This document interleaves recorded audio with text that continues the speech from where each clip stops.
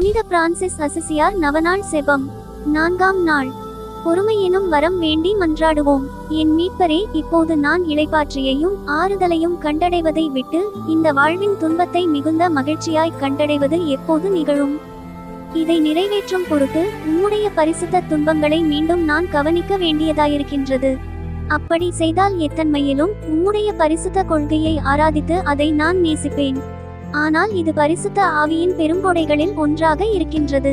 ஓ என் ஆண்டவரே, என் இதயத்தில் ஆழ்ந்த சாத்மிக குணமுண்டாக உம்மை கேட்கிறேன், நீர் செலுத்துவேன் என்றும் நம்புகிறேன். ஐயோ, என் பாவங்கள் எவ்வளவோ அவ்வளவாக தவங்கள் பெருக வேண்டும். உம்முடன் துன்பப்பட்டு அக்களித்து உம்முடைய சிலுவையில் மாத்திரம் மகிழ்ச்சியடைவது இன்பமென்று எண்ணுகிறேன்.